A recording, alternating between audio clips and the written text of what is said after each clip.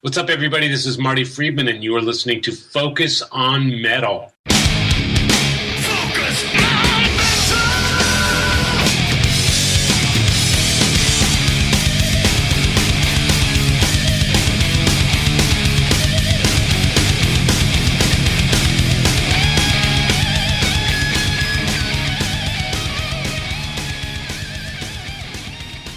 Hey, Metalhead, Scott Thompson here, and welcome to another episode of, yep, you guessed it, Focus on Metal. So it was a little bit over a year ago now when I was editing up episode 493, and that is where we talked to great white guitarist Mark Kendall about his sobriety, what's going on with the band, all kinds of stuff. And you can find that episode on iTunes, on Amazon.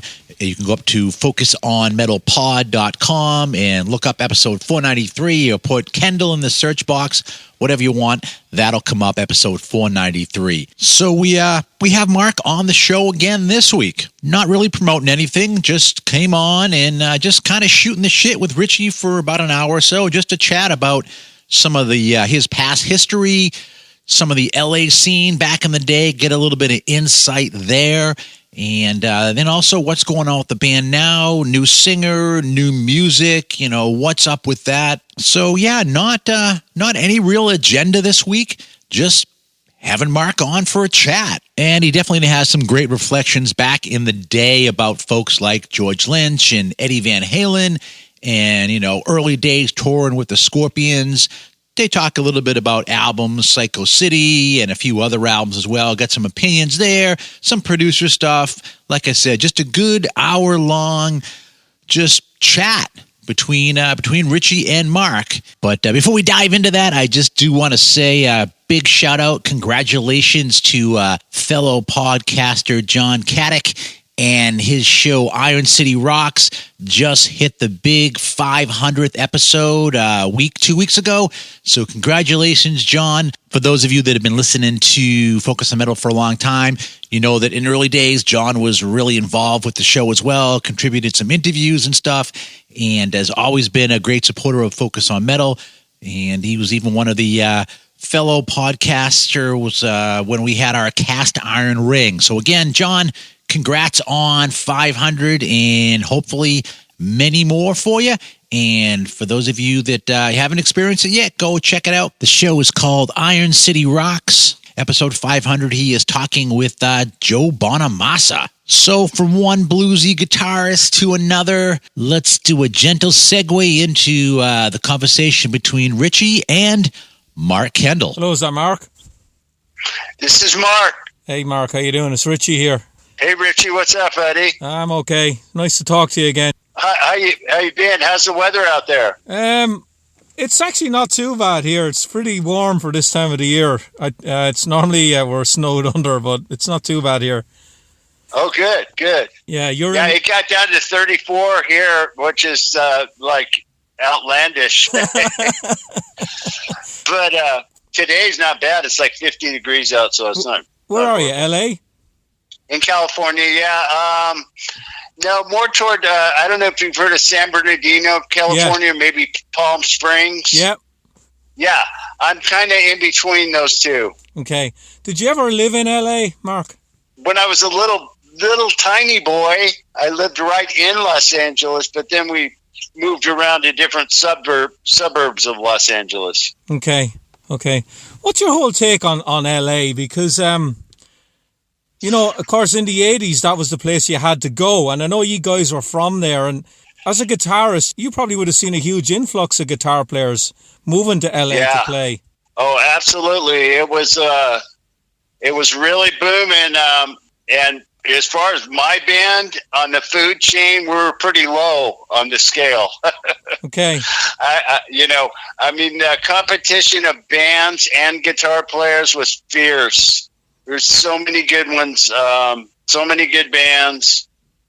So I kind of used Van Halen for my barometer, just their work ethic and stuff like that. That I kind of took things from them that would help us. Like, you know, they played every night, so I go, I want to do that too. You know what I mean? So I just kind of they were the best band around, so I kind of watched them they got my full attention. Can you remember the first time, Mark, you saw Van Halen? I'm sorry? Can you remember the first time you saw Van Halen? Yeah. I lived in El Monte, California, which is about maybe 40 minutes from L.A., and they played 3 blocks from my house at a junkyard. And my friend, I was 17 years old, my friend had already seen him and told me about the guitar player, so we walked to the show, and when I walked in, the drummer was playing a solo, and Dave Roth was laying on the ground blowing a tube into the floor tom to make the pitch go up and down. It was like Wipeout or something, you know what I mean? So I'm sitting there going, when is this guitar player going to happen? I got to hear this stuff. Anyways, he played, remember he had a Les Paul. He didn't have the tremolo bar. He didn't do the eruption type stuff yet, but you could tell there was something different, just the way he played. It was like kind of, I guess you call it outside of the box or whatever.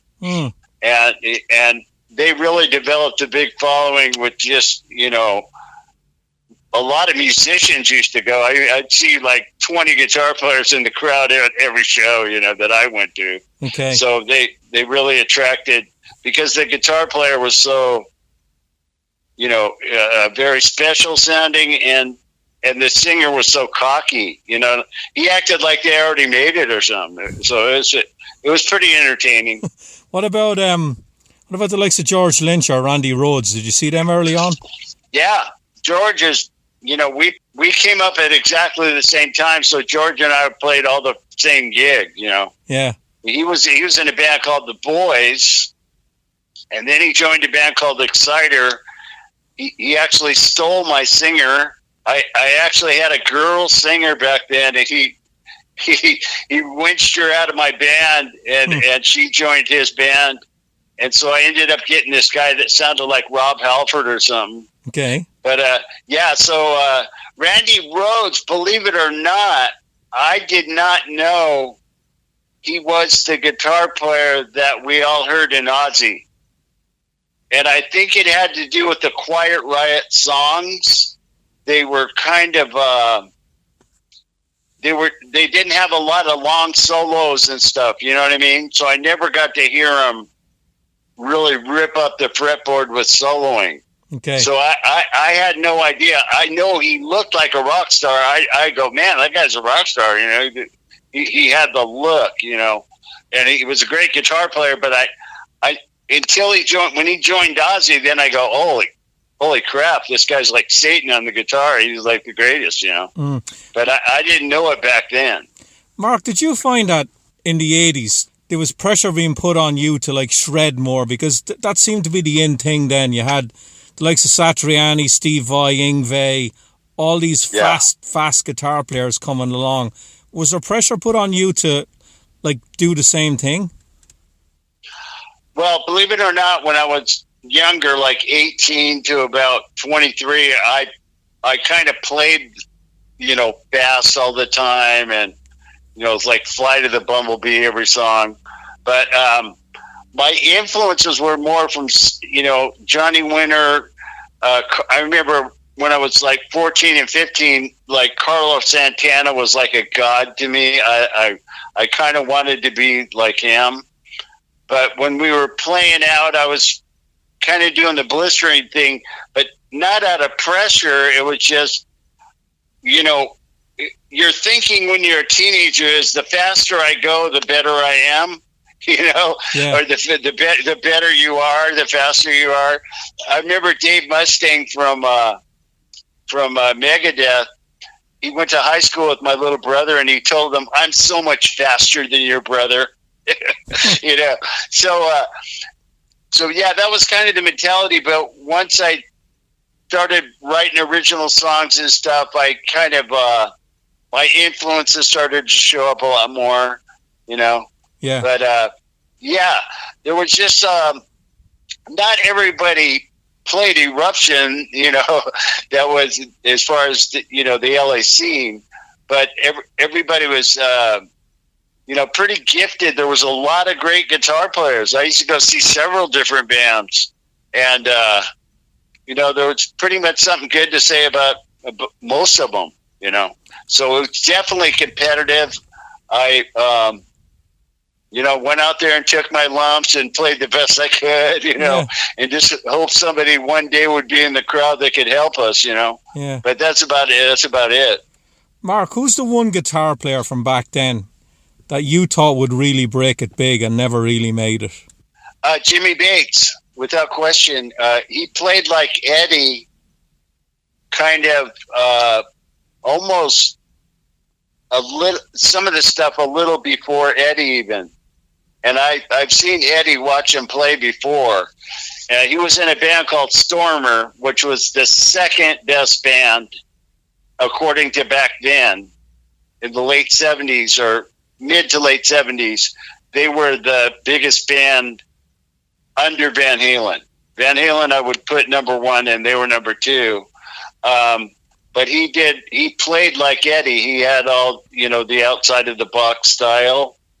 I thought they would make it. The only thing I think that kept them from is they didn't have the whole package, Like he was kind of bald, had long hair, but he was thinning on top.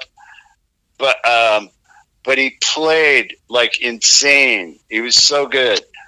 And they put on a pretty good show and did a lot of shows with Van Halen on the same bill.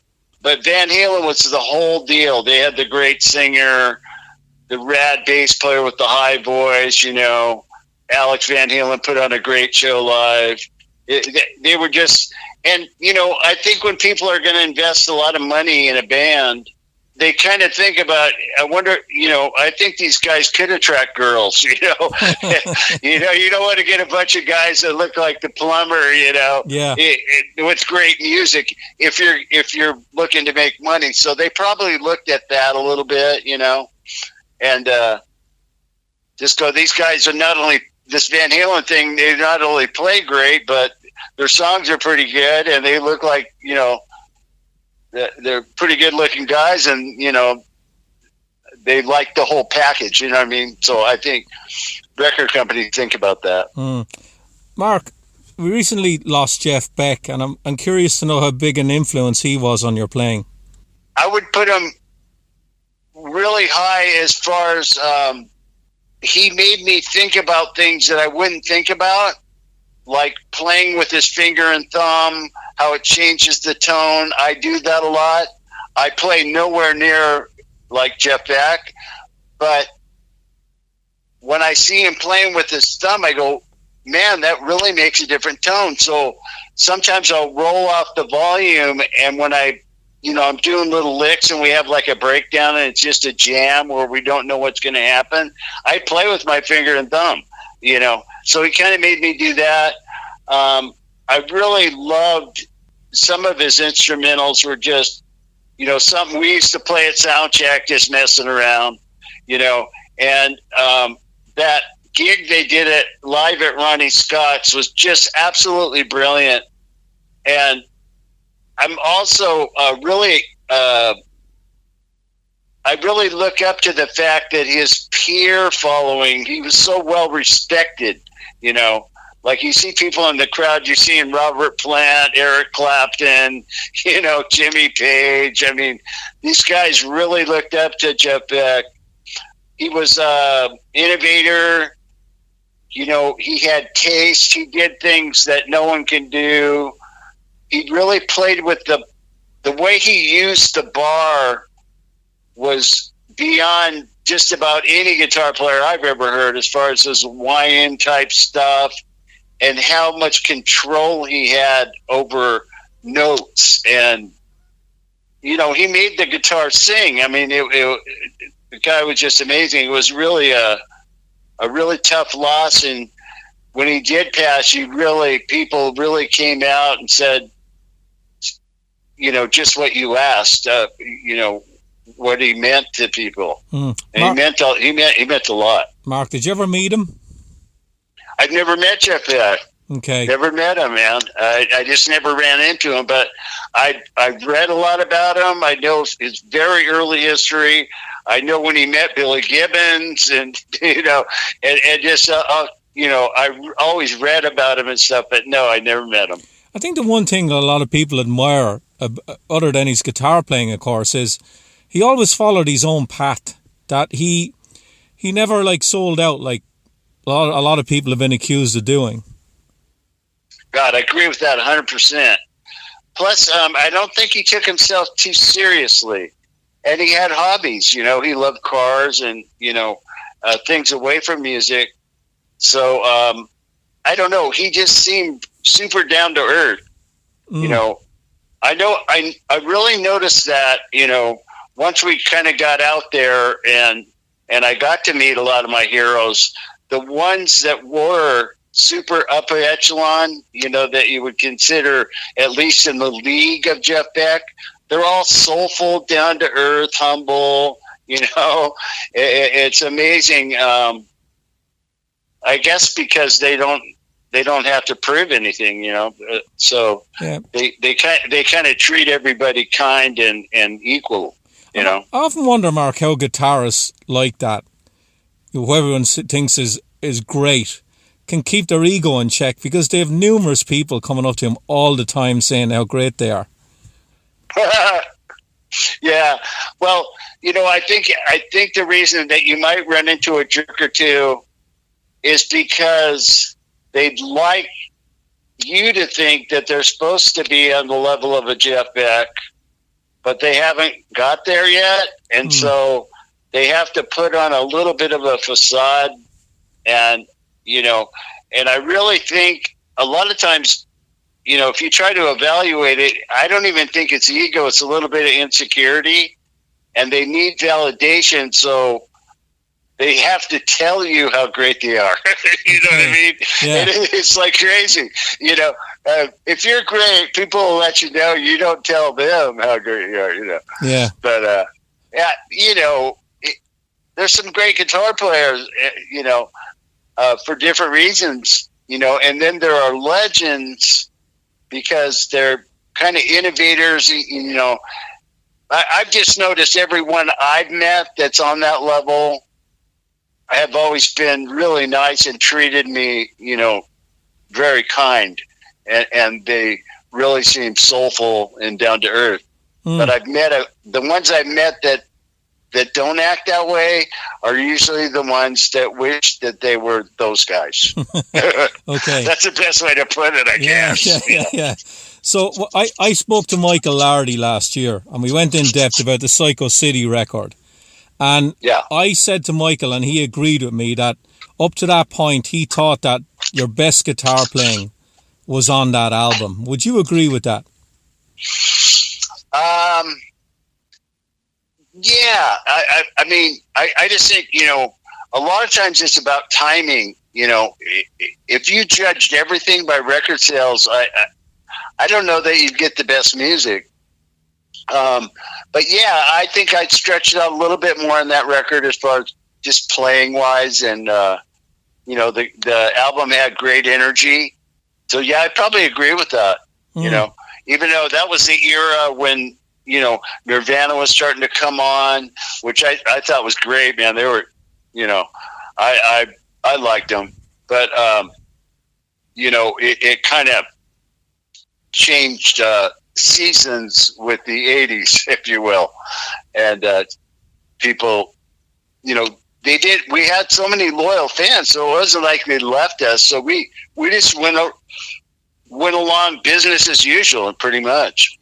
I think, Mark, with that record, you were able to stretch out a lot because the songs were a lot longer than they normally were. They were like 6, 7, 8 minutes, some of them. Yeah, and even like endings, I just kept playing and the tape kept rolling. That's what I tell people. I'm not very technical. I just, they point me to the stage and tell me when to stop playing. Yeah. Yeah, exactly. Niven really liked me to play more and show, give people my blues stuff, and I enjoyed that. How in general, when you go into the studio where your solos worked out, how much room was there for improv? I've worked out solos before, but back then I was kind of winging it. So I used to try to put chord changes together where the solo goes that would be conducive to a solo sounding good, instead of just like, oh, let's throw the solo here. So that was kind of important for me. But I didn't always work out the solos, but I think on a couple I did. Okay. Like I didn't have anything for Rock Me. I know that I had nothing for House of Broken Love. Wow. So all that means is I'm in there for 12 hours instead of 2. You know what I mean? Yeah. It's like, okay, let's do it again. So, is when you're doing something like that and you haven't really worked it out, I'm going to pick your brain here on some of the solos, right?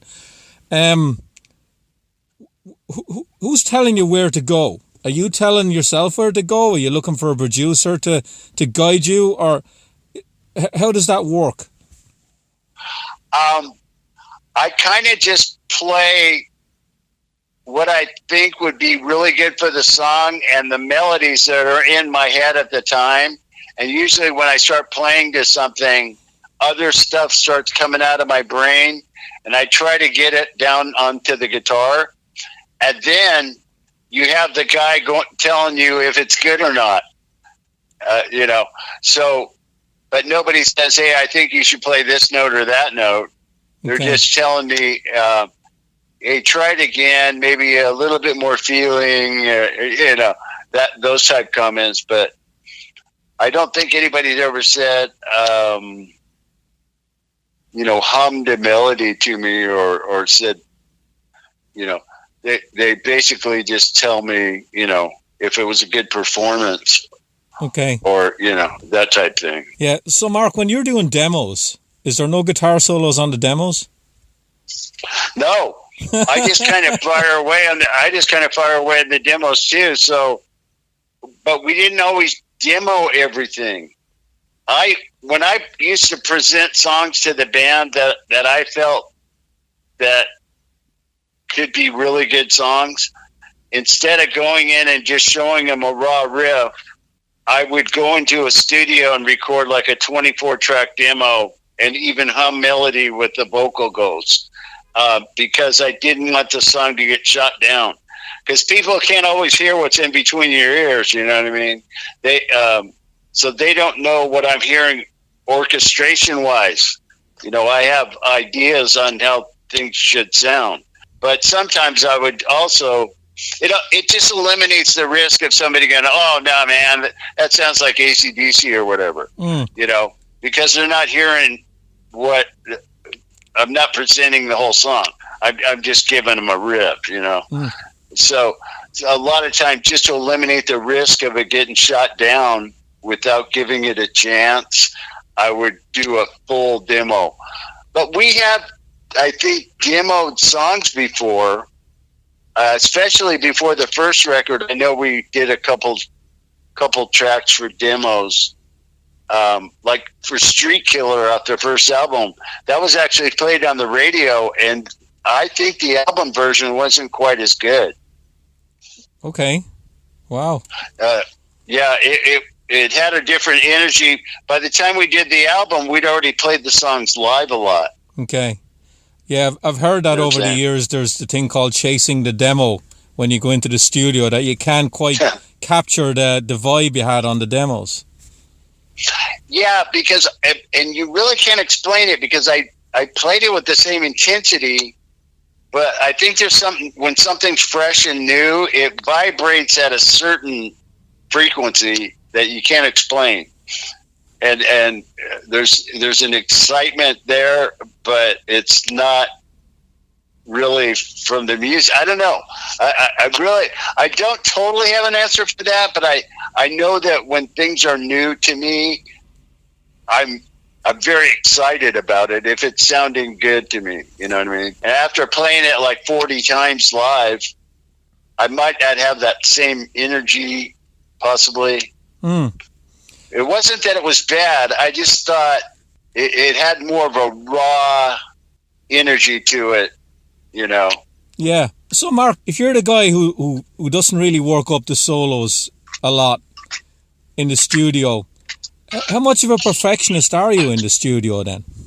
Well, like I said, we rehearse the song, so I do play solos, you know.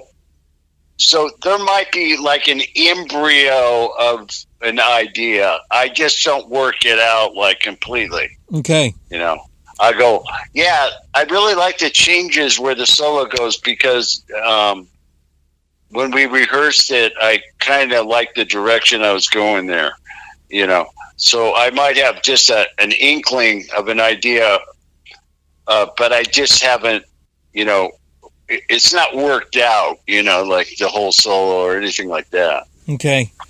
I probably should be that prepared. Now, that's refreshing to hear sometimes because, you know, I'm sure back then that, you know, the labels wanted to hear all the songs and the producer would want to hear all the songs with everything in it so that in pre-production, because they'd know then how to work them up and how much work you needed before you got in the studio. And here you're telling me that there's a gap there, that there's some improv there when you go in. I think maybe a lot of that was probably because you had Alan and Michael producing. If that was an outside producer, they mightn't go that way at all with you. Yeah, and on the last album we did with Michael Wagner in Nashville, we didn't have any of the lyrics. We only had a few ideas on lyrics. And we didn't even have about three of the songs finished yet.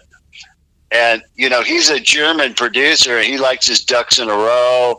He likes to come out with the band for like 2 weeks and work out, you know, change drum parts and all this stuff. And I was just telling him, it'll be fine, man. Don't worry about it. You know, we're pros. We're pros, dude. Don't worry about it. And luckily for us, the reason it worked is because he does one song at a time, not the basic tracks. We recorded the basic tracks in 3 days, but and worked out the parts, you know, got the things right for 3 of the songs or whatever. But then he wants to go back the following day and start the overdubs until they're done, until the song is completely finished. So we were able to work on the lyrics the night before because we knew what song we were going to do in advance. So the following day we would come in and hand him lyric sheets and he's going, yay, lyrics, you know, and then we do all the overdubs. But that's the least prepared we've ever been, but it was really fun to do it that way. To kind of go in and be in a studio environment where everything sounds perfect so you can hear what works and what doesn't. And we were sitting there changing lyrics, and it was a lot of fun, but a challenge, you know, a little bit of a challenge. Mark, I want to ask you about a record that I think is very strong in your catalogue, and I think it kind of gets overlooked. Now, I'm a huge fan of Psycho City, but I love Sail Away, the one that you did in 94. Oh, yeah. But that's a complete 180 from Psycho City. Like, what was the mindset there to go in that direction? Well, I can tell you this. We've never planned a record in advance about what we're going to do, apart from that one. Normally what we do, we'll write 20, 25 songs and pick the best 10 or 12. The best songs make it. There's no preconceived thing about what we're going to write about or how the songs are going to be. Just the best ones make it. We've always kept it that simple. But we actually had a meeting with Alan, and he said he'd like to hear us do a record where we were really brought it down to earth with acoustic guitars and more musical and, you know, kind of like Crosby, Stills and Nash-ish, you know, or whatever. So we actually had that direction going in. So I really liked it. I don't know what you think, but I you know, like Sail Away and it was actually kind of nice. It was a different side of Jack's voice. He sang low, and you know, I think we kind of stretched it out a little bit. It was just fun, you know. It was like, you know, Led Zeppelin 3 or something, you know, like they really gave you a different look, you know. I think, and I think it's fun. It's a different sounding record that I don't think you probably could have made in the mid to late 80s or early 90s. You know, I think you had to go through the progression you went through, and then I think maybe a lot of it had to do with, you know, you weren't on a major anymore. You probably had more say in what the direction you wanted the music to go. And that's true. And as well as that, and I don't mean this to sound condescending or anything, but, you know, at that point in time, you could really do what you wanted. That, you know, you couldn't do the old style music because a lot of bands at the time were, you know, they were either breaking up or they had to change their sound. Where you didn't really change your sound as much as some of the rest of them. No, and a lot of that reason is, you know, on our first album, we really were trying to be something we weren't, and I think when Alan started to hear the way I played away from that, it really got his attention, and he said, I want more of your blues influences. You know, just play from the heart, play whatever you want, and you know, just be true to yourself. And once it almost like opened a door of freedom for me that wasn't there before. And that being honest to ourselves, it allowed that. And even like Psycho City, we weren't on Capitol anymore. We were on Zoo, which wasn't a huge label. They didn't really have a lot of demands. So we were pretty free to do what we wanted then too. Okay. I think the timing, like I said, had maybe Psycho City come out in '87. I mean, it might have been a different story as far as, you know, popularity and that type stuff. Yeah. Did you get offered it at all, or did you even do an MTV Unplugged? We were the first one to ever do an MTV Unplugged. Okay. We did it the same day as Don Henley and I think the Damn Yankees. Okay. And they released them a week apart each show, but we recorded back to back. I was called the night before we did that by Alan. He said, I need you to learn Babe, I'm Gonna Leave You by Led Zeppelin. and I go, really? I go, like, with no rehearsal or anything? He goes, oh yeah, you guys can go over it in the dressing room. You know, I'm going, are you kidding? Because there's so much picking and the arrangement is kind of outrageous. I just thought it was a bit much, but that's exactly what we did. We went over it in the dressing room, went over it in sound check, and that's it. We played it a couple times, and it turned out pretty good. So that was pretty fun to strip the song down and just play acoustics. Pretty good idea for that show. To hear, you know, give people a different look on some of the songs they heard in a different way. So I thought it was cool. Yeah, I always found that idea was really good because it made the song stand out if it was good enough acoustically. That if you stripped away all the production and all the bullshit and the song didn't stand up, you'd know. Yeah, very good point. I've always felt that way, and it's kind of a known thing that people say, if a song's great, it should hold up with one man, one acoustic, you know. And so I think you've hit the nail on the head on that theory. If a song's good, you should be able to deliver it in any fashion, and it should be okay. When you did the Unplugged show, Mark, who picked the set? Because there's some songs that, you know, they might be fast rockers and they could be very popular songs, but when you strip them down, they don't have the same impact.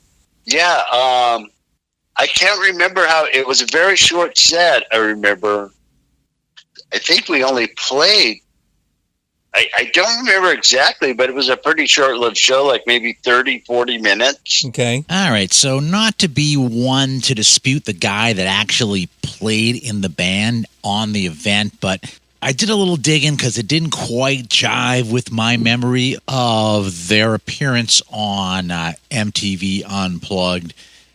Thought it was shorter, so I did a little digging, trying to kind of figure out what was going on. And, definitely I looked at the set list, and it was only a couple songs, and most of them aren't going to really jive with what Mark is saying. But then it was like, well, maybe he's mixing up with other things. And so I think possibly what is going on with what he's describing is two shows, and they're actually available on a single DVD. But I think that maybe he's clumping together their performance in Tokyo, which was in '89, which they have Train to Nowhere and The Hunter and House of Broken Love and Babe, I'm Gonna Leave You and Once Bitten, Twice Shy. And then there was the MTV Unplugged set, which is got, that's from 1990, and it's got the Angel song, House of Broken Love, Once Bitten, Twice Shy, and Babe, I'm Gonna Leave Ya.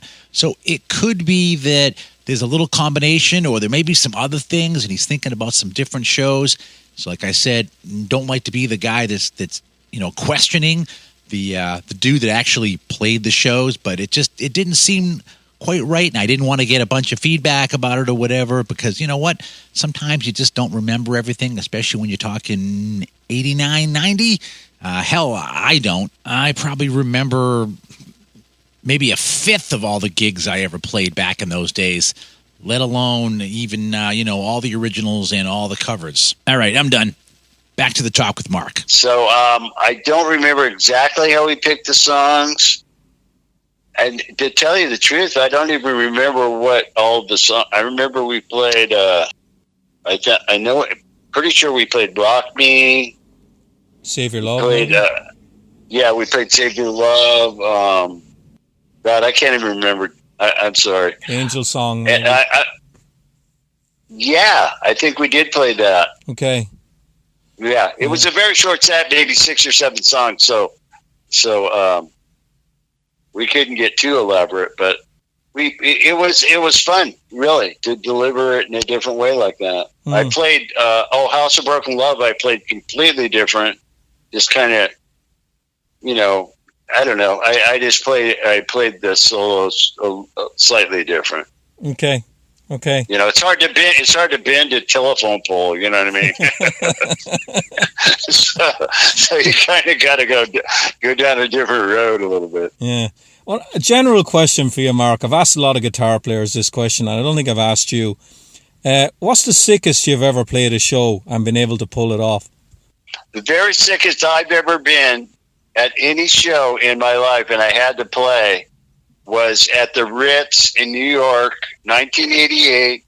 We played a show with Guns N' Roses. I had 103 temperature, was very sick.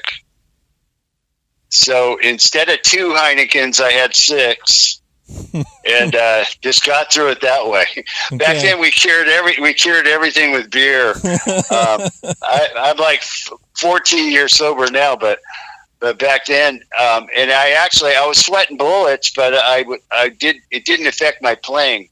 But yeah, I was really I remember my fever was really high, and I was kind of like, you know how you get dingy in your head, like almost dizzy? Yeah, I had that going on. Because the Ritz, that's a club, isn't it? Yeah, in New York City. Yeah. I think it fit about, I don't know, somewhere around 1,000, 1,200 people maybe. Okay. And the MTV brought the cameras down, and it was like an MTV presented. We played an hour, and Guns N' Roses played an hour. It must have been. It was actually a great show. We both had great nights. It's all over the internet these days on YouTube and stuff, so you can go back and check. We played a great version of a Zeppelin song called not Babe, I'm Gonna Leave You, Since I've Been Loving You. Oh, nice. It turned out really good. Yeah. We'd only played it a couple times, so that's another one of those cases where that's probably the best version you're ever going to get. Even if we played it 100 more times, it's because we hadn't played it very much, you know. So it had that energy that we were talking about earlier, you know. It must have been like an oven in there, though. A club like that, you've got a temperature of 103. Yeah, if you see that video, man, I'm sweating bullets. It's hot on stage, and I got a fever to boot, you know. So it was brutal. Okay. But, a lot of fun. So, Mark, who was the headline band when you were going out years ago on big arena tours that you always made a point of watching? I would say I probably saw Judas Priest and Scorpions the most, as far as watching from the side. Just to Judas Priest really treated us well. They kind of took us under the wing, told us things, mostly how to treat. You can just see how to treat people. They treated us so good, and the way they treated us as an opening act was just wonderful. Glenn Tipton played me in pool like every day off. You know? Okay. I remember one time we played pool for like 10 hours straight, and we had a show. We had a show the next day. It's like we look outside and it's light out. It's like 7 a.m, and we're still playing. And the next day, after I'm walking, I was out to go check them out. I wanted to see how Glenn was doing because we drank quite a few pitchers. And when he walked by me, he goes, "Mark, I'm not feeling well." And, the Scorpions, I remember this is just very quick story, but I kind of had a bad night one night. And back then, they didn't have phones running to where you have to relive it on, on the internet. But it was just a bad technical night. I could have played better. It kind of distracted me having problems with some gear. And, but, my thinking was I'll just do better tomorrow. I think it went by. I don't think anybody's going to say I sucked or anything. So Rudolph Shankar saw some of it, and he takes me aside down this hallway. He goes, "Mark, you got to play hard, man. He's going, you have to kick ass out there. Give 110% and all this stuff." I'm going, Rudolph Shaker has busted me doing a bad show. It's like, that's what I loved about those two bands is they wanted the whole night to be good. They weren't intimidated by us, of course. So they didn't want to have us have a bad show and then them come up and be the big rock stars with the bitchin' production. They wanted us to do well too. They wanted the whole night, people to get their money's worth, so to speak. The one thing I've always admired about Scorpions, and even to this day, is how professional they are. I've never read a review where they've had a bad show. And I think a lot of that reason is because they take the time on stage so serious. I mean, they really amp up and gear up for a show. And they go out there and, Rudolph Shankar, the singer, everybody, Matthias, they really... I think they try to impress people. I don't even think they're trying to be entertaining. I think that they want people to walk away with their jaws dropped, They're so blown away. That's the reason. I just think that it's the effort they put in. They just don't take shows for granted. And I'm influenced by that. And my manager at one time, he told me, he goes, Kendall, it's not that hard to entertain someone, but it's difficult to impress people. He goes, why don't you go out there and try to impress somebody tonight? Okay. And that hit me like I go, holy shit, man, that makes a lot of sense to me. And it kind of makes you go out with a different mindset. And you're just thinking, God, I know exactly what he means. I can go through the motion. I never really I don't think I've ever gone through the motions, but I you just have to think, man, I want to give these people their money's worth. Yeah. And I think that's where the Scorpions, and believe it or not, when Rudolph took me aside and says, Mark, you got to kick ass and all that, give 110%. That was pretty much the same conversation I had with Niven. So he just said it differently. So I not only was I influenced by what he said, but it made me want to do better, you know? Well, so the thing Mark, with Rudolph, and you have to admire about him doing that, is he didn't have to do that. He was, exactly. He was the headline band. Like, Right. you hear a lot of stories about, the support band, they might get treated like shit or they never see the headliner. He actually watched it and went out of his way to comment on it to you. Yeah. And I totally appreciated that. And, and the other thing is, I saw him about 5 years ago in Vegas and went backstage and went into Rudolph's dressing room. And once again, he just treated me like I'd never been away. Mark, what's happening, bro? This, that, and the other. So they're about more than just music, but human connection and being kind and listening to what you have to say. And, they're just good people in general. Now, I'm going to pick your brain here and I'm going to name a date. And if you don't know what happened, I don't mind. So it's the 16th of February today, right? So the 17th of February, 1984. Does that mean anything to you?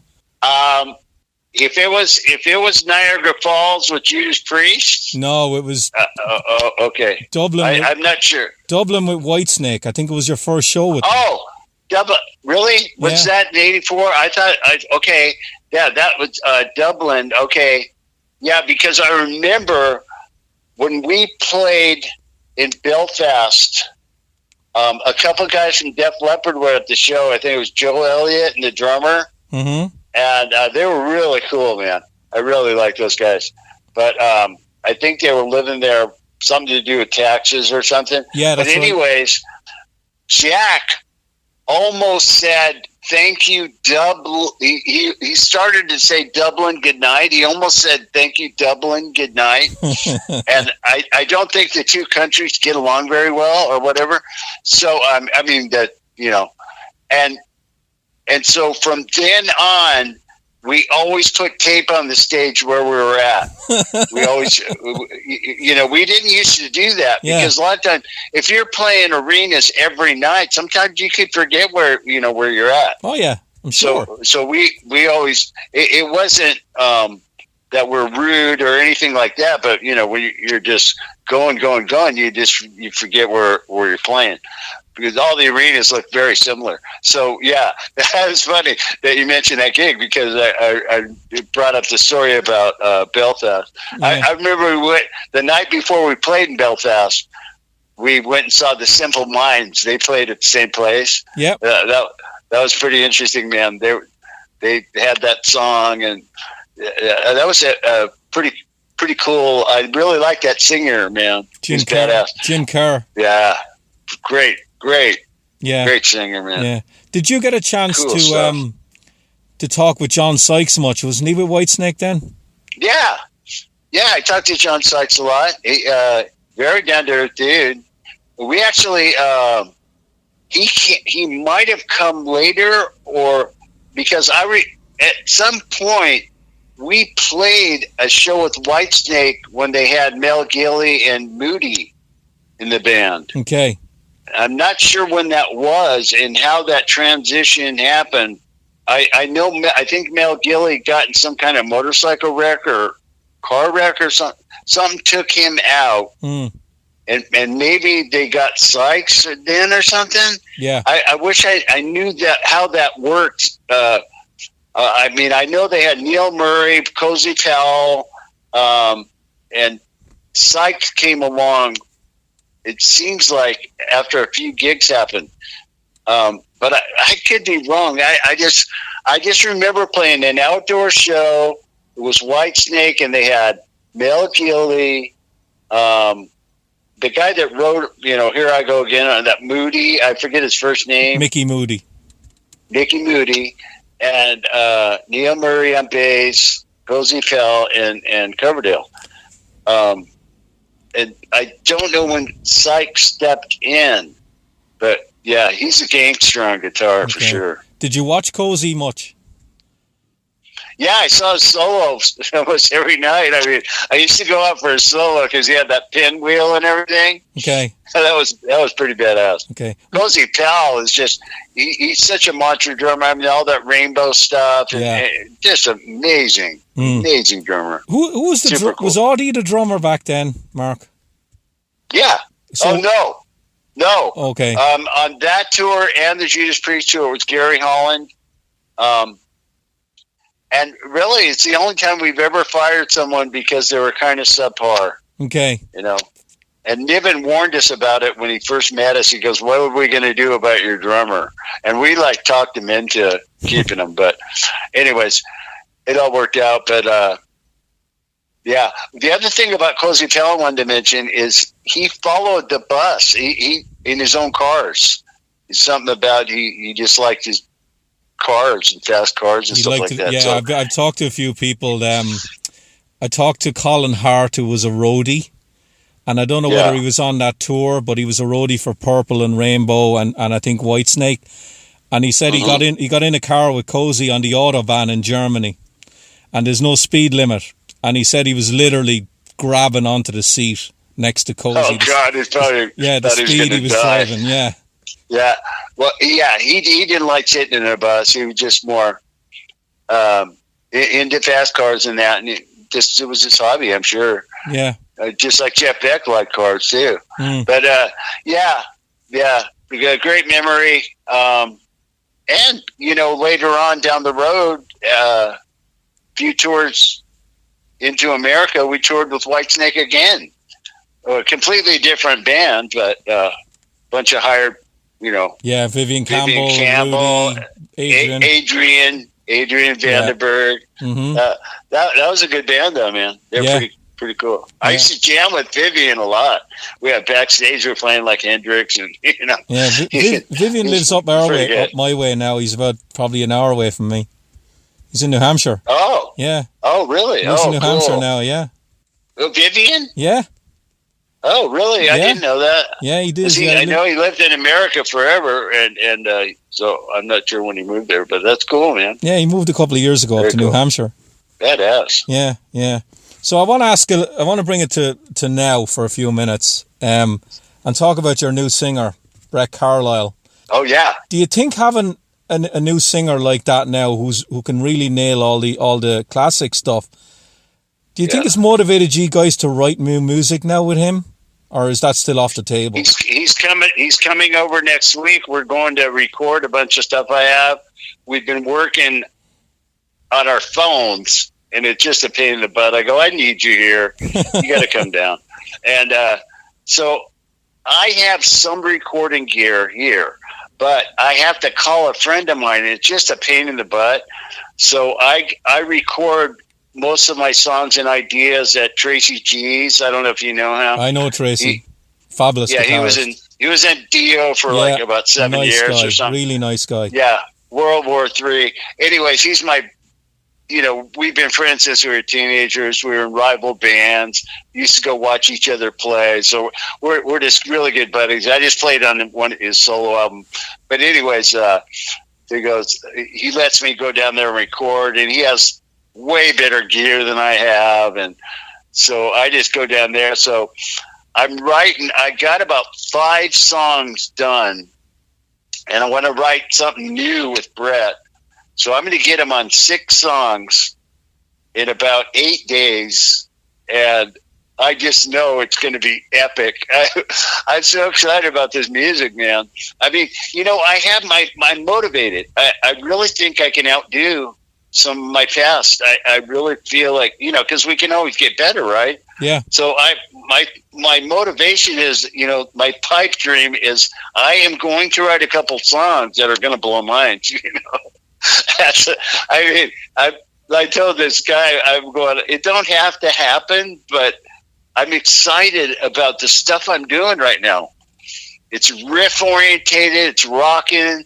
I got a couple other things that are a little bit different, it's not reinvention, it's improving. I'm not, all of a sudden gonna, sound like something completely obscure. But he has such a great voice and such a wide range, and he's really, really good. That I think his voice and my guitar is going to be good. I'm excited about it. See, I'm always a fan of when bands from back in the day bother to even write and release new music now. I know that a lot of the bands say that it's not worth their time doing it, and they won't do it because, the business model is completely different and there's no money in record sales. But when the stuff actually comes out, I always try and help promote it. And there's a lot of really good music out there now that just doesn't get heard. Agreed. I know. I totally agree. Well, I'll just give you an example. There's a, and this is just a band I'm just throwing out there random, but Night Ranger, I've heard a couple tracks they've done, like in the past maybe 2 or 3 years, that are just straight up killer. Yeah. And it'll probably never get bought, never get heard or whatever, but I'm doing it really for a selfish reason. I want to try to get the music to the fans the best I can. Like you said, there's not a big market. We don't have record stores, no radio, no MTV. So all the mediums are gone. But I do it to motivate myself. It's like a painter coming up with a new painting that's going to blow minds. I just want to keep being creative and try to get better. I really want to come with some songs. I'll give you an example. I was on that cruise, right? And I'm watching Saxon, and this guy next to me had a Levi jacket, looked like he's from Europe, and was really into it. He's really into Saxon. And so was I. I heard this song, something about bullets and all this. And I go, dude, that song was pretty rad. When, I'm thinking it came out, 81, He goes, oh, no, that was from their album 3 years ago. Yeah. I go, are you serious? Yeah. That's a new tune? Mm-hmm. That is so badass. And that's the first time I ever heard it, And so I'm doing music. I like to make music just so I can say, you know what? If this came back in 84, I really believe the fans would have liked it, But you do the best you can, with the internet, and try to get the music to the people the best you can. And, guys like you that still want to promote it are a blessing because, I just want our fan. I've always been this way, even when there was potential money to be made because we did have record stores and radio.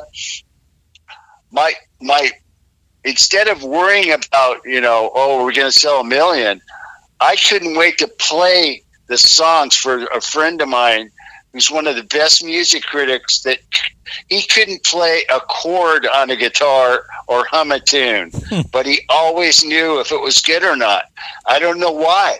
So I couldn't wait to see. He was kind of tough on me. I couldn't wait to hear what he said. So I'm more not concerned about it selling 1 million copies. I'm more concerned about what people think of it. What'd you think of that? How'd you like that song? Did you like it? That's one of my best riffs I've written in a while. I hope you like. I want to hear what people think more than dollars and cents. You need to be careful with that, Mark, because of the way social media goes now. That there's just this. There can be this negative groupthink out there. That they're just never. They're just going to say that, and I think this goes across the board for all bands. It's just it's no. The classic era is the classic era, and there's nothing ever as good as it, even though they haven't listened to it properly. Yeah, I know what you mean. Like, I'm not going to go on Facebook and say, hey, I want to be broke. Do you like my music? But, at the same time, me personally, I like to hear the feedback, and let money maybe take care of itself or whatever. But I more want to hear the feedback. Like, what is a journalist going to say about this record? Is it, I want, like, constructive, good criticism. I don't want to hear a journalist just say, "Oh, it sucks. This is terrible." I want to hear why it's terrible. Why don't you like it? What song don't you like, and why? You know what I mean? Yeah. Even though I probably won't get that, but that's my hope. Now you're obviously very enthusiastic about doing new music. Do all the other guys in the band share that enthusiasm, or did you have to convince any of them that this is the right way to go? No, they do. It just, we've really haven't had the best opportunity as far as with the singers we've had. It's like, it was like, okay, this is working, but we're really not seeing this is after working with somebody for a while. We're just like, God, I'm just not sure the longevity is here with this guy. He's doing okay shows. But when I heard Brett and the effort he put in to just singing our song, the catalog stuff correctly, I really hear the potential. I heard past all that.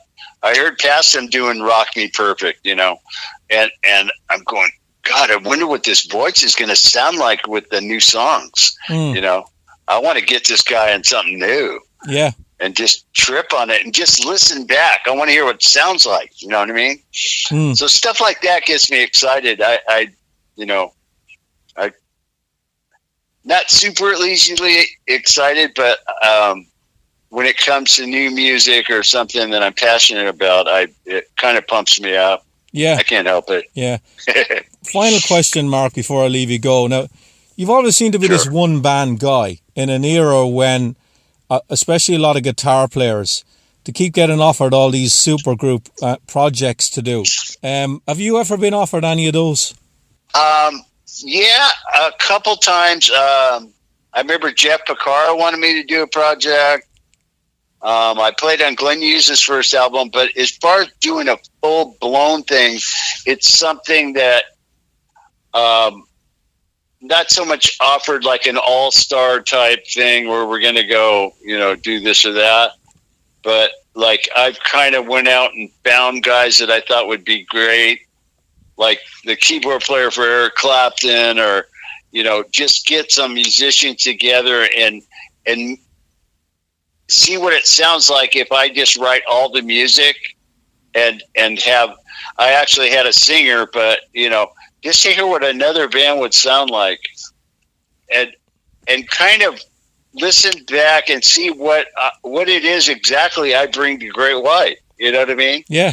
And I was curious to what it would sound like, but I couldn't call it a solo album because I had a singer, but so I went and made a solo album, and it was funny because I got the bass player played drums for Tower of Power for 5 years, but he played fretless bass just like you can't believe how great he is. So he's one of these guys who just plays everything great, Mm-hmm. So that was fun, but the challenge was me singing, and I go, if it's going to be a solo album, I got to get behind the mic and try that. Yeah. But it was a lot of fun to do that. It's funny when you have keyboards and you play with people, you can't avoid it making a certain sound, and me being a part of that sound. But it's funny when you strip me away, it's a little different. It's a little more blues driven, and Yeah. I can't help it. What I'm really talking about is some of these Frontiers Records projects that have Jeff Pilson on it with Robin McCauley, Reb Beach, and then you'd have Michael Sweet on one with Joel Hoekstra. Yeah. Yeah, you've never been offered any of those? I don't think I play enough notes for that. Really? No, seriously. No, nobody has ever reached out to me and said, "Hey, go play with Red Beach on this or that." Okay. But I like all those guys you mentioned. They're all great. Yeah. Well, Mark, do you want to give out the the website where people get in touch with you or the band? Yeah, officialgreatwhite.com. The tour dates are constantly coming in, and so you can see when we get to your area. We have merchandise on there, and a lot of, we keep the news updated so you know what's going on. And just, Mark Kendall, I'm on Facebook, I'm on Twitter. Great White Band, we actually had to call our Facebook Great White Band, because if you pull up Great White, you're going to get the Sharks, so we had to do that. But yeah, Great White Band as and then official, or Great White Rocks is our Instagram. So, all the basic, we're not hiding from nobody. Is there a timeline on a new record? Are you hoping to get it out by the end of this year? We're working on songs now. I mean, the singer's coming over. I've been going down to Tracy's and putting ideas together. Yeah, so we'll probably get into a room, in between shows and try to get it out this year. I've been saying this for 2 years, though, so you don't have to believe me. But I'm really trying. I'm really focused, and I'm going to get it done. Okay. I want to do a video. I want to, this is basically just going to probably, the video just be thrown out there, but, we'll have it on basic stuff. Probably we might not do a label. We might. I don't know. We'll find out about that. But we will make music, and for sure, I'm all about it. What about a producer? Have you talked about that? I love Michael Wagner, but he kind of retired. He's retired, so we'll have to look into that. Have not really thought about it extensively. Had a couple things in mind. I thought about Jeff Pilson for a minute, because he's so musically gifted. Oh yeah, and nice guy too. His energy is obscene. Yeah, he's like a teenager, but he's brilliant. The way he put that Foreigner stuff together, and just about everything he does is great. So I think that would be a good kind of almost off the wall. I don't know if you pulled up producers like Jeff Pilson would be right there, but he's very good. I happen to know that he is very good. Yeah, but he'd be trying to get him available might be a problem, though, because he's going to be out with Foreigner a lot now.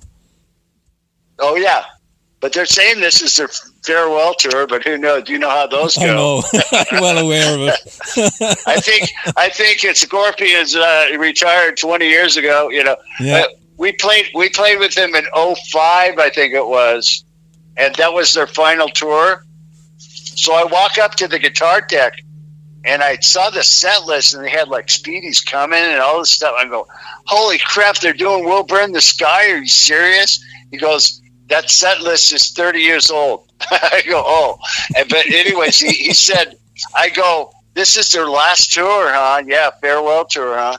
He's like, I go, how long is it going to be? Thinking 8 months or something. He goes, 3 years. And then, but they're still playing. Yeah.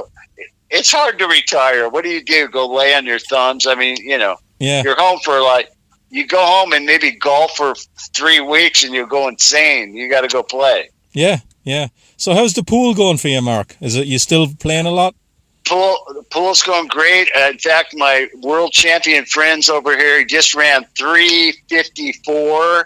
He's trying to beat his own record of 6:26. So I'm just kind of watching him play today. He's going to be here 3 days. Okay. He wants to break his record, but still playing pool. Playing pretty good. Ran 56 the other night. Okay. That's like a high number for me. Yeah. Oh, before I leave I'm a guitar player, though. Before I leave you go, I have to ask: when you played the likes of Glenn Tipton, did you wipe the floor with him? Like, how good were you back then? Oh yeah. Oh, he had no chance. There's no. I'm the best. Well, this is from other people, not me telling you how great I am. I'm the best celebrity player. I've been on Joe Rogan. He knows. I tortured Joe Rogan. There's a referee that does the entire pro tour that told anybody that wants to play this guy that's a celebrity can get played for whatever you want. So as far as like a guitar player beating me in pool. It's probably not going to happen, but I've been playing pool for 30 years, so it's, people just don't figure somebody can do something good when they just know them from one thing, But I can't golf very good, I can tell you that. So there's probably a lot of guitar players that can beat me at that. Okay. So what's more expensive, Mark? Your pool cue or your guitar? Oh, the guitar is way more expensive. Way more. Although okay. Most of the time through my career, once we started doing well, you get free instruments. Yeah. But I still pay for guitars. I just got a 75 Telecaster I bought just a couple years ago. So when I see a guitar that I think is going to sound the way I like them to sound, I'll buy it. Okay. I still like to purchase guitars off the street. Okay. All right, Mark. Well, I'm gonna leave you go. I'm gonna try and get to your show in the Mohican Sun next month. Oh, seriously? Yeah, I'm gonna try All get right, down. Richie. I look forward to that, bro. Yeah, that'll be awesome, man. Yeah, give me your take on what you hear. Yeah. Well, I've never seen you live, so that'll be interesting for me because I'm a big fan. Oh, great. Oh, yeah. Yeah, you'll have fun. We're going all the way back to the first record. We grab a song up there, just kind of go through the career. Yeah. Nice. Even though, it's not a million seller or whatever, we do stick it, and sometimes we throw On Your Knees in or whatever. Okay. The song's still got memory, Nice. All right, Mark. Well, it's been a pleasure again. Have a good rest of the day. Cheers, brother. All right. Take care of yourself. Okay. Bye-bye. And there you go, another chat with Great White's own Mark Kendall. And like he said, you can go to officialgreatwhite.net, get tour dates, get merch, all the other good stuff. Find out what is going on with the Great White, because they're always doing something. And, they got some specials going on in the store right now as well. You can get the, the Living on the Edge t-shirt is marked down from $35 to $20. The Rockin' America tour shirt is down to $20 as well. We've got some limited edition stuff that's out there. So, yeah, good stuff up there, like I said. And like Mark said, officialgreatwhite.net. And if you can catch him live, like Richie was saying, he's going to probably go catch him down at one of the casinos.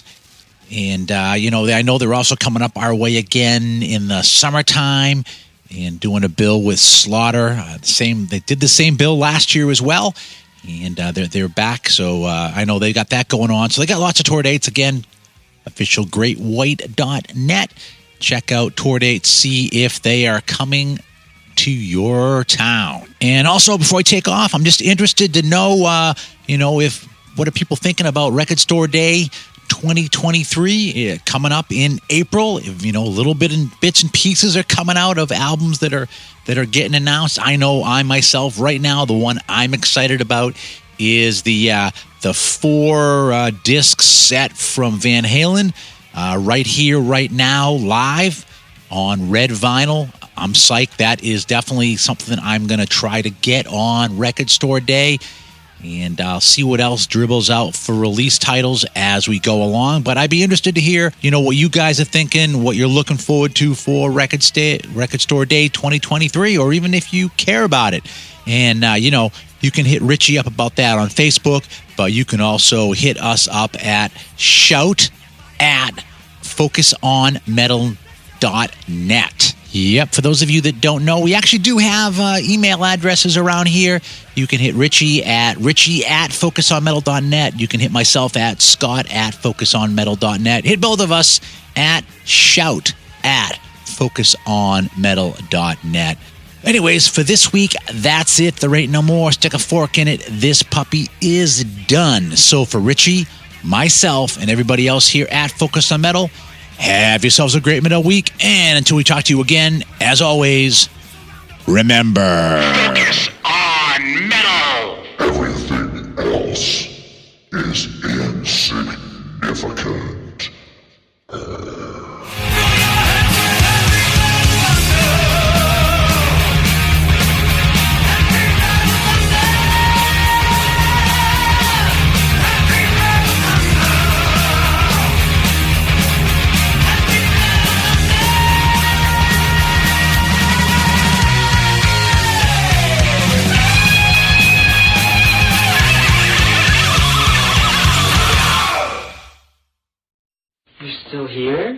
It's over. Go home.